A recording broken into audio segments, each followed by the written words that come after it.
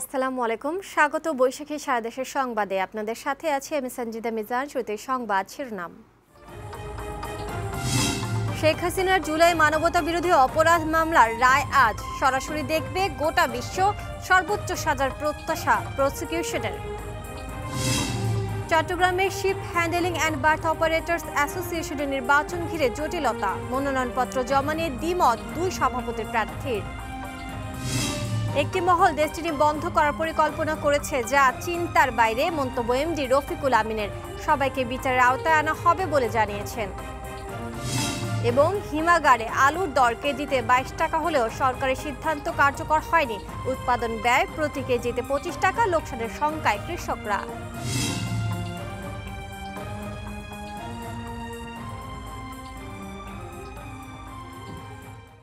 শুনছিলেন শিরোনাম, এবার বিস্তারিত। জুলাই গণ অভ্যুত্থানের সময় সংঘটিত মানবতা বিরোধী অপরাধের ঘটনায় ক্ষমতাচ্যুত প্রধানমন্ত্রী শেখ হাসিনা সহ 3 আসামির বিরুদ্ধে করা মামলার রায় আজ। রায় সরাসরি সম্প্রচার করবে বিটিভি। এছাড়া ট্রাইব্যুনালের ফেসবুক পেজ থেকেও সরাসরি সম্প্রচার করা হবে। বিষয়টি নিশ্চিত করেছে আন্তর্জাতিক অপরাধ ট্রাইব্যুনালের প্রসিকিউশন। পাশাপাশি রাজধানীর 10টি পয়েন্টে এ রায় ঘোষণা সম্প্রচার করা হবে।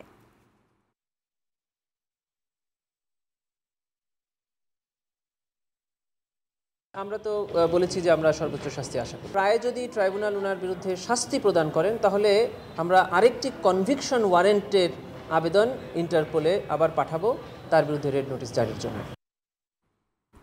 মানবতা বিরোধী অপরাধের মামলায় শেখ হাসিনা সহ 3 আসামির বিরুদ্ধে ট্রাইব্যুনালের রায় ঘোষণার আগের রাতে রাজধানীর বিভিন্ন স্থানে যানবাহনে আগুন ও ককটেল নিক্ষেপের ঘটনা ঘটেছে। রোববার সন্ধ্যার পর থেকে রাজধানীর গাবতলী, মিরপুর, বাড্ডা, মতিঝিল সহ বেশ কয়েকটি এলাকায় আগুন ও ককটেল বিস্ফোরণের ঘটনা ঘটে। রায়কে ঘিরে যে কোনো ধরনের অপ্রীতিকর ঘটনা এড়াতে রাজধানী সহ আশপাশের জেলায় সতর্ক অবস্থানে রয়েছে আইন শৃঙ্খলা বাহিনী।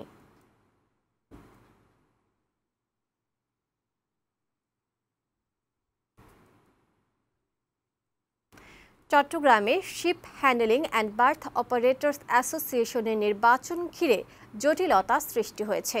মনোনয়নপত্র জমা নিয়ে দ্বিমত পোষণ করেছেন দুই সভাপতি পদপ্রার্থী। তবে নির্বাচন পরিচালনা বোর্ডের চেয়ারম্যান জানান, নিয়ম মেনে মনোনয়ন জমা হয়েছে। চট্টগ্রাম থেকে নাইমুল ইসলামের প্রতিবেদন। চট্টগ্রাম বন্দরের বহির্নোঙরে পণ্য ওঠানো নামানোর কাজে নিয়োজিত Bangladesh ship handling and berth operators অ্যাসোসিয়েশনের দ্বিবার্ষিক নির্বাচন আগামী 20 ডিসেম্বর। 12টি পদের বিপরীতে মনোনয়নপত্র জমা দিয়েছেন 17 জন। তবে যাচাই বাছাই পূর্ব নির্ধারিত সময়ে মনোনয়ন জমা নিয়ে ভিন্নমত প্রকাশ করেছেন দুই সভাপতি প্রার্থী।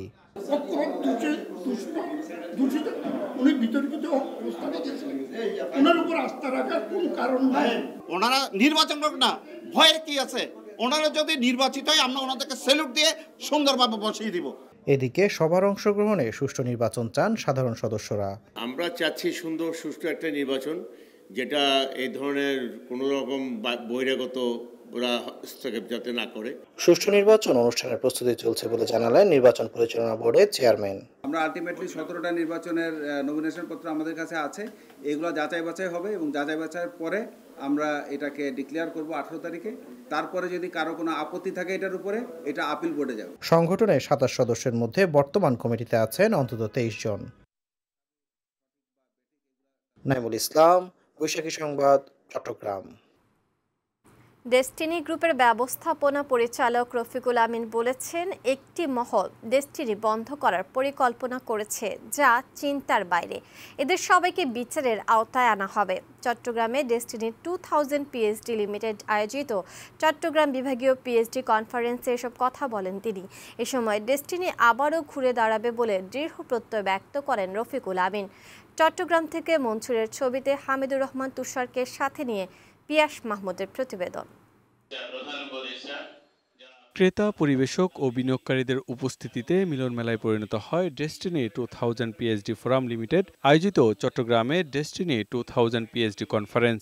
Chittagong press club S Rahman হলে সন্ধ্যায় ডেস্টিনি চট্টগ্রাম বিভাগের পিএইচডি কনফারেন্সের প্রধান অতিথি হিসেবে উপস্থিত ছিলেন ডেস্টিনি গ্রুপের চেয়ারম্যান মোহাম্মদ হোসাইন এবং প্রধান আলোচক হিসেবে উপস্থিত ছিলেন ব্যবস্থাপনা পরিচালক রফিকুল আমিন। এ সময় ডেস্টিনির স্বপ্নদ্রষ্টার সামনে নিজেদের অনুভূতির কথা তুলে ধরেন পরিবেশক ও বিনিয়োগকারীরা। আমরা কিন্তু এখনো পূর্ণাঙ্গ মুক্তি পাইনি, তাই আমাদেরকে এখন আমি যেটা মনে করি এই যে কয়েকটা দিন এটা ওই সফলতার একটা প্রসব বেদনা থাকে, এই জিনিসটা আমরা পার করতেছি। এখন আমাদের কিন্তু ওই জায়গাটা শক্ত করে জাতীয় ঐক্যতে সবাইকে ঐক্যবদ্ধ। এখন যেহেতু আমাদের পিএইচডি ফোরামটা করা বেশি জরুরি, এই কারণে যে আমরা আমাদের ডেস্টিনিকে যাতে যে ক্ষত ছিল সেই ক্ষতটাকে যেন আমরা আর ক্ষত হতে না দিই। আমাদের সবাই সম্পর্কে উনি কিন্তু স্বচ্ছ একটা ধারণা রাখেন, কারণ এই 12 বছর সবাইকে উনি কিন্তু ভেতরে থাকলেও খোঁজ খবর উনি ঠিকভাবে রেখেছেন। এরপর ডেস্টিনির বর্তমান পরিকল্পনা বোর্ডকে পরামর্শ ও কোম্পানির পরিবেশক বিনিয়োগকারীদের উদ্দেশ্যে নিজেদের পরিকল্পনার কথা তুলে ধরেন প্রতিষ্ঠানটির চেয়ারম্যান ও ব্যবস্থাপনা পরিচালক। রাজনৈতিক পরিকল্পনা সহ কর্মসংস্থান সৃষ্টির পরিকল্পনাও তুলে ধরেন তারা। ফোরামের উদ্দেশ্য হচ্ছে ডেস্টিনি 2000 লিমিটেডের বিজনেসটাকে চালু করা। 45 লক্ষ মানুষ আমরা বলি যে আমরা অপেক্ষায় ছিলাম সাদদের, আমরা সাদদেরকে আমাদের অনেকটা এইভাবে নিই যে আমরা 43,50,000 মানুষের রিজিক সাদদের সাথে জুড়ে রয়েছে আমাদের। আপনারা যারা আছেন কাজ করেন, সমালোচনার কান বন্ধ রাখে শুনি না। এই যে অনেকে বলছেন না প্রতিহত করতে হবে, এই করতে, সে এত কিছু করার দরকার নেই। আমরা দল বেঁধে কাজ করি না, কতজনকে ফেলবে তারা? যখন আমরা কোনো জায়গায় যাব দল বেঁধে যাব, হাজার হাজার লোক চলে যাব, কতজনকে ধাক্কা দিবে? আমাদের ধাক্কা দিয়ে তারা পড়ে যাবে। আমি চিন্তা করতে পারি না যে ডেস্টিনি বন্ধ করার কি সুন্দর পরিকল্পনা করা হয়েছে, এবং সেখানে বারবার বলার চেষ্টা করেছে যে আমরা নাকি ডেস্টিনি চালাইতে দেইনি, আমরা নাকি জেলখানার থেকে বেরোতে চাই না, আমরা নাকি ভয় পাইছি। কি আশ্চর্য! ভয় পেলে তাহলে সারেন্ডার করলাম কেন? চলে তো যেতে পারতাম। ডেস্টিনির পরিচালনার দায়িত্ব পেলে সকল বিনিয়োগকারীর টাকা ফেরত দেওয়া হবে বলে দৃঢ় প্রত্যয় ব্যক্ত করেন প্রতিষ্ঠানটির ব্যবস্থাপনা পরিচালক রফিকুল আমিন। পিয়াস মাহমুদ, বৈশাখী সংবাদ। চট্টগ্রাম মহানগরে ফুটওভার ব্রিজ থাকলেও অধিকাংশ বেদখল। ব্রিজের একাংশ বিভিন্ন ফোন কোম্পানি আর ইন্টারনেটের কেবলের দখলে। ক্ষুদ্র ব্যবসায়ীদের পসরার ফিরে সিঁড়ি আর ব্রিজের ওপর হাঁটার পরিবেশ নেই। ঝুঁকি নিয়ে রাস্তা পারাপার হচ্ছে নগরবাসী। প্রায় ঘটছে দুর্ঘটনা, বাড়ছে যানজট। চট্টগ্রাম থেকে মনসুরের ছবিতে হামিদুর রহমান তুষারের প্রতিবেদন। চট্টগ্রামের ব্যস্ততম নিউ মার্কেট এলাকার দৃশ্য এটি। পাশেই ফুটওভার ব্রিজ থাকলেও তা ক্ষুদ্র ব্যবসায়ীদের দখলে। কেবলের স্তূপ দখল করে আছে ব্রিজে ওঠা সিঁড়ি। শুধু নিউ মার্কেট নয়, নগরের station road, O R Nizam road সহ বেশ কয়েকটি গুরুত্বপূর্ণ স্থানে ফুটওভার থাকলেও তা ব্যবহারের অনুপযোগী হয়ে পড়েছে। নগরের 10টি ফুটওভার ব্রিজের মধ্যে 7টিরই এমন পরিস্থিতি। ফলে প্রতিনিয়ত ঝুঁকি নিয়ে রাস্তা পার হচ্ছে নগরবাসী। আমাদের চট্টগ্রামের ফুটওভার ব্রিজগুলো একেবারে জরাকীর্ণ অবস্থায়, মানে চলাচলের মতো কোনো উপযোগী নেই। ফুটওভার ব্রিজগুলো ব্যবহারের যোগ্য করে তোলে যাতে মানুষের সুবিধা হয় এবং তীব্র যানজট থেকে মানুষ একটু রেহাই পায়। এই ফুটওভার ব্রিজগুলো ব্যবহার করা হয় মানুষদেরকে এবং ছাত্রছাত্রীদেরকে দুর্ঘটনা থেকে বাঁচানোর জন্য এই ফুটওভার ব্রিজগুলো খুবই দরকার। বিদ্যমান সব কয়টি ব্রিজ দখলমুক্ত করার উদ্যোগ নেওয়া হয়েছে বলে জানিয়েছেন চট্টগ্রাম সিটি মেয়র। 38টি ফুটওভার ব্রিজ তৈরির কথাও জানান মেয়র। অলরেডি আমাদের যে প্রজেক্টটা আছে সেখানে 38টি ফুটওভার ব্রিজ আছে এবং যে অকেজগুলো আছে সেগুলো আমরা সচল করার চেষ্টা করছি, যাতে করে চট্টগ্রামে কিছু জিনিস আমরা চাই যে হোক, যেগুলি মানুষের যানজটের জন্য এবং মানুষের নিরাপত্তার জন্য যেটা কার্যকরী ভূমিকা রাখতে পারে। ঝুঁকি নিরসনের পাশাপাশি নগরবাসীর জন্য যানজট মুক্ত সড়ক নিশ্চিত করতে কাজ করছে কর্তৃপক্ষ। শহরে গুরুত্বপূর্ণ স্থানে ফুটওভার ব্রিজ থাকলেও নেই তার ব্যবহার। জনগণের জন্য জনগণের টাকায় নির্মিত এই ফুটওভার ব্রিজ এখন দখলে ফুটপাত ব্যবসায়ী ও কেবল অপারেটরদের। ফলে ঝুঁকি নিয়ে রাস্তা পার হচ্ছেন সাধারণ মানুষ ও কোমলমতি শিক্ষার্থীরা। চট্টগ্রাম স্টেশন রোড এলাকা থেকে হামিদুর রহমান তুষার, বৈশাখী সংবাদ, চট্টগ্রাম। এবার বৈশাখী টেলিভিশনের বিশেষ আয়োজন পথে প্রান্তরে।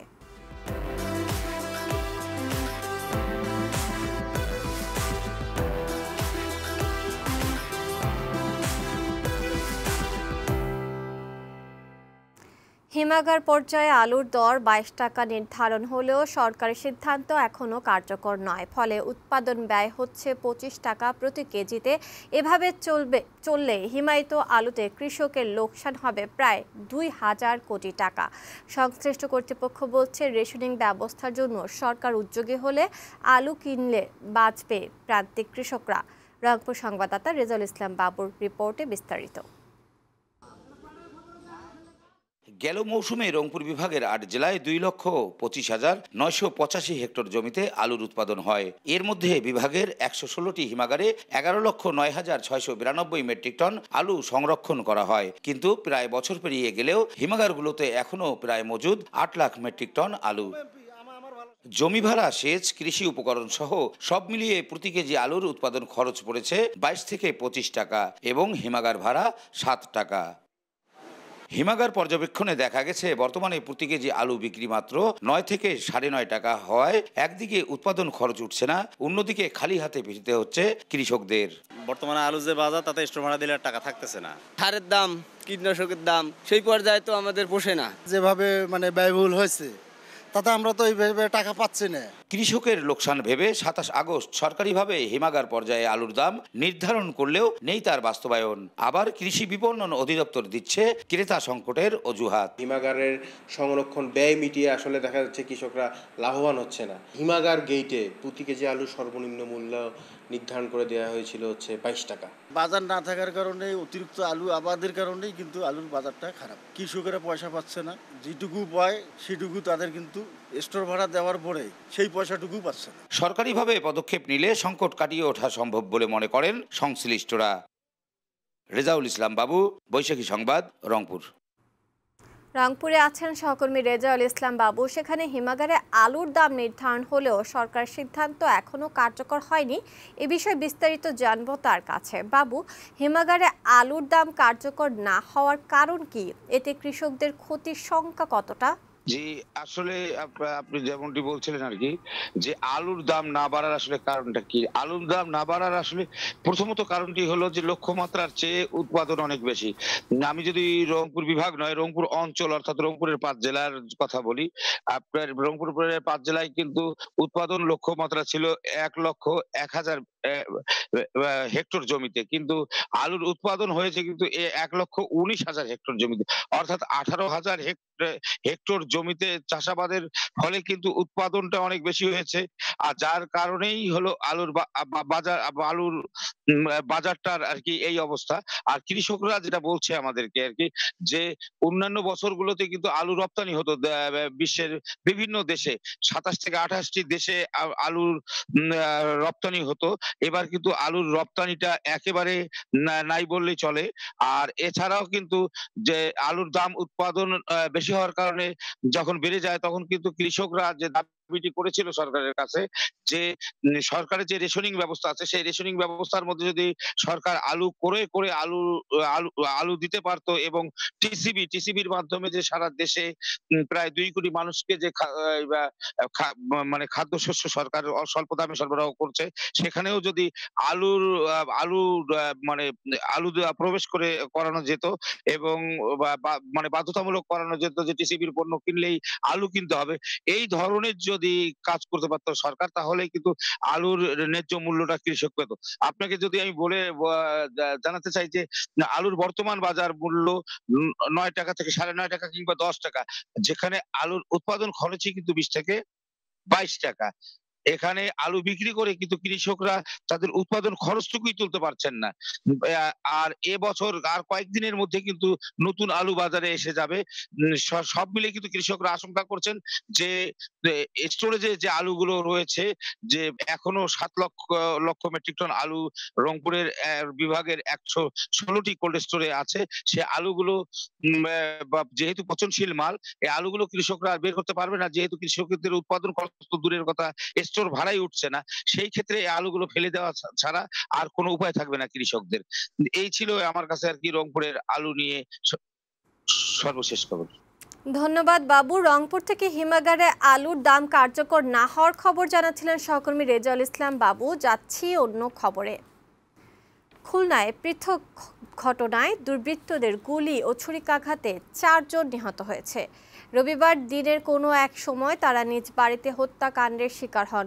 পুলিশ তাদের লাশ উদ্ধার করে খুলনা মেডিকেল কলেজ হাসপাতাল মর্গে পাঠিয়েছে।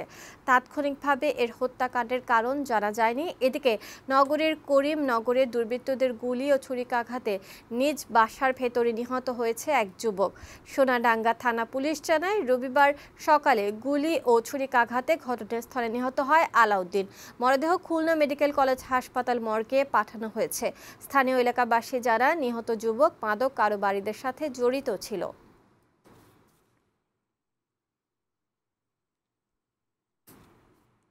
3 দফা দাবিতে দক্ষিণাঞ্চলের 5 জেলার 9টি বাস মালিক সমিতির পরিবহন ধর্মঘট পালন উপলক্ষে সংবাদ সম্মেলন করেছে 9টি বাস মালিক সমিতির নেতৃবৃন্দ সদস্যরা। রবিবার বাগেরহাট প্রেস ক্লাবের সম্মেলন কক্ষে সংবাদ সম্মেলনে লিখিত বক্তব্য পাঠ করেন রূপসা বাগেরহাট বাস, মিনি বাস, কোচ ও মাইক্রোবাস মালিক সমিতির সভাপতি মোহাম্মদ আনোয়ারুল ইসলাম। বিআরটিসির অনুমোদনহীন অবৈধ কাউন্টার বন্ধ, মহাসড়কে রুট পারমিটবিহীন পরিবহন ও 3 হুইলার মাহিন্দ্র অবৈধ নসিমন করিমন চলাচল বন্ধের দাবি জানানো হয় সংবাদ সম্মেলনে। আগামী 1 ডিসেম্বরের মধ্যে দাবি পূরণ না হলে 2রা ডিসেম্বর থেকে অনির্দিষ্টকালের জন্য পরিবহন ধর্মঘটের ডাক দিয়েছে জেলার 9টি বাস মালিক সমিতি। সুনামগঞ্জের ছাতক উপজেলার উদ্বোধনের 2 বছর পরও চালু হয়নি কৈতক ট্রমা সেন্টার। সড়ক দুর্ঘটনায় আহত ব্যক্তিদের চিকিৎসা দিতে নির্মাণ করা হয় এই সেন্টারটি। বর্তমানে সেটি তালাবদ্ধ অবস্থায় পড়ে থাকায় হতাশ স্থানীয়রা। সুনামগঞ্জ সংবাদদাতা কর্ণ বাবু দাসের পাঠানো তথ্যচিত্রের প্রতিবেদন। সিলেট সুনামগঞ্জ আঞ্চলিক মহাসড়কের কৈতকে নির্মাণ করা হয় 20 শয্যা বিশিষ্ট ট্রমা সেন্টার। সুনামগঞ্জ স্বাস্থ্য প্রকৌশল অধিদপ্তরের অর্থায়নে প্রায় 11 কোটি টাকা ব্যয়ে নির্মাণ করা হয় এই সেন্টারটি। নির্মাণ কাজ শেষ হওয়ার পর 2023 সালের 27 জুলাই ট্রমা সেন্টারটি উদ্বোধন করা হয়। তবে প্রয়োজনীয় জনবল, চিকিৎসা সরঞ্জাম ও আসবাবপত্রের অভাবে বিপুল অর্থ ব্যয়ে নির্মিত এই চিকিৎসা সেবা কেন্দ্রটি আজও চালু হয়নি। দৃষ্টিনন্দন ট্রমা সেন্টারে ঝুলছে তালা, বিদ্যুৎহীন ভবনে ব্যবহার না হওয়ায় নষ্ট হচ্ছে 11টি এসি। কার্যক্রম চালু না হওয়ায় চিকিৎসা সেবা থেকে বঞ্চিত হচ্ছে সাধারণ মানুষ। এই সে বাঙ্গা যা রুগী আছে, এই রুগীটা যদি এটা তো চালু হয় তাহলে তো আমাদের এলাকার যা এটা গ্রাম্য মানুষ আছে এগুলা খুব উপকৃত হইব। জনবল চেয়ে মন্ত্রণালয়ে চিঠি পাঠানো হয়েছে বলে জানিয়েছেন জেলা সিভিল সার্জন। একটা হাসপাতাল হোক আর সেটা কলেজ হোক বা যে কোনো প্রতিষ্ঠান, সেখানে যদি জনবল পদ সৃজনে না হয় তাহলে সেটা তো রান করা আসলে অসম্ভব। আমরা এই জন্য উদ্বোধন কর্তৃপক্ষের সাথে যোগাযোগ করছি পদ সৃজন সাপেক্ষে এবং পদ সৃজনের পরে পদায়ন সাপেক্ষে এটা সার্ভিস চালু করার বিষয়ে প্রয়োজনীয় ব্যবস্থা নেওয়া হবে। আফরোজা সুলতানা, বৈশাখী সংবাদ। বাগেরহাট সদর উপজেলার ডেমা ইউনিয়নের খেকরাঘাট এলাকায় স্লুইস গেট নির্মাণের দাবিতে মানববন্ধন অনুষ্ঠিত হয়েছে। এলাকাবাসীর উদ্যোগে আয়োজিত এ কর্মসূচিতে প্রায় 2 শতাধিক মানুষ অংশ নেন। স্থানীয়দের দীর্ঘদিনের দাবির পরিপ্রেক্ষিতে মানববন্ধনে বিভিন্ন শ্রেণী পেশার মানুষ একত্রিত হয়ে স্লুইস গেট নির্মাণকে এলাকার জরুরি প্রয়োজন বলে দাবি করেন। দ্রুত স্লুইস গেট নির্মাণের অনুমোদন ও বাস্তবায়নের দাবি জানান তারা। সংবাদের শেষ প্রান্তে আমরা শিরোনাম জানাচ্ছি আরেকবার। শেখ হাসিনার জুলাই মানবতা বিরোধী অপরাধ মামলার রায় আজ, সরাসরি দেখবে গোটা বিশ্ব। সর্বোচ্চ সাজার প্রত্যাশা প্রসিকিউশনের। চট্টগ্রামের ship handling and berth operators অ্যাসোসিয়েশনের নির্বাচন ঘিরে জটিলতা, মনোনয়নপত্র জমা নিয়ে দ্বিমত 2 সভাপতি প্রার্থীর। একটি মহল ডেস্টিনি বন্ধ করার পরিকল্পনা করেছে, যা চিন্তার বাইরে, মন্তব্য এমডি রফিকুল আমিনের। সবাইকে বিচারের আওতায় আনা হবে বলে জানিয়েছেন। এবং হিমাগারে আলুর দর কেজিতে 22 টাকা হলেও সরকারের সিদ্ধান্ত কার্যকর হয়নি। উৎপাদন ব্যয় প্রতি কেজিতে 25 টাকা, লোকসানের শঙ্কায় কৃষকরা।